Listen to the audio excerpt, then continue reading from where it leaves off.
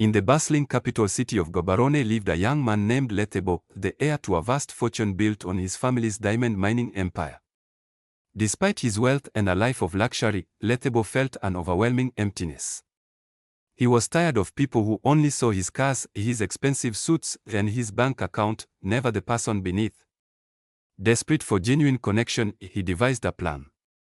He faked a car accident, put on old, worn-out clothes, and pretended to be a crippled beggar, leaving his privileged life behind to find a love that money couldn't buy. He traveled far from Gaborone, arriving in a quiet, rural village called Mokgosi.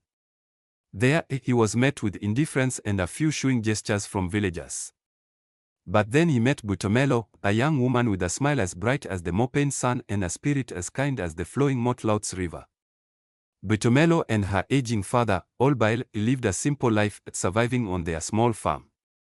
Seeing Lethabo's plight, Boitumelo offered him bogobi, traditional sorghum porridge, and a place to rest in their humble homestead, a gesture of compassion that touched his soul. Over the weeks, a bond grew between them. Lethabo spent his days helping Olbail with chores and his nights talking to Boitumelo under the vast, star-filled sky. He fell deeply in love with her sincerity and her genuine heart. But with every passing day, the lie he was living became heavier. Boitumelo and Olbail, believing Lethabo was a crippled orphan, became convinced he needed a life-saving surgery.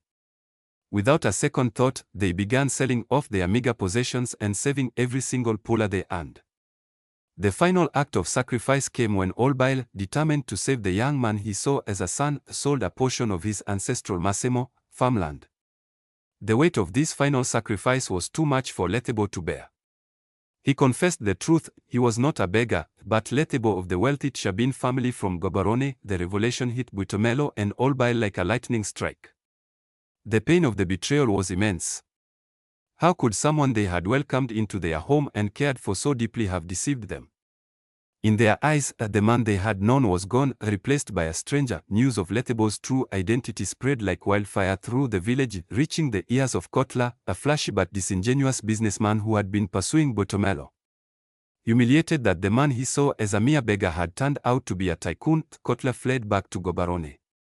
He confronted his friend Onkomets, who had always been in love with Lethabo, and she, in a fit of rage, exposed Kotla as a fraud who was also living a lie about his own wealth. Rejected and heartbroken, Lethabo returned to Gaborone. His father, a powerful government minister and a man who valued power over all else, was furious with his son's foolish actions. He demanded that Lethabo marry the daughter of a rival politician to secure a key alliance. Lethabo refused, his heart set on winning back Boitumelo's trust. He returned to Mokgosi, only to be met with coldness. In a fit of rage and to teach his son a lesson, Lethabo's father sent his company's security men to brutally attack Olbail, leaving him hospitalized in critical condition. Furious, Lethabo stormed back to Gaborone and confronted his father, threatening him with a gun and declaring he would never forgive him if Olbail died. Seeing his son's raw fury and determination, the minister finally relented, promising to use all his resources to help Olbail. At the hospital, Olbail, with a generosity of spirit that transcended his pain, forgave Lethabo's father. With a new lease on life, Lethabo and Boitumelo's love story found its happy ending. They were married in a beautiful Setswana ceremony, where Lethabo's family honored Olbail with a gift of Dikomo cows as Bogadi bride price. A year later, they were blessed with a child. Life in Gaborone continued, and one day, Boitumelo came across a struggling Onkomets on the street, who was pregnant and heartbroken after her own failed relationship. Recognizing the pain in her eyes, Boitumelo gave her money and a phone, offering her a chance at a new life. In that final act of kindness, Boitumelo showed that in Botswana, as in any corner of the world, a truly rich life is not measured by the value of a bank account, but by the wealth of your heart.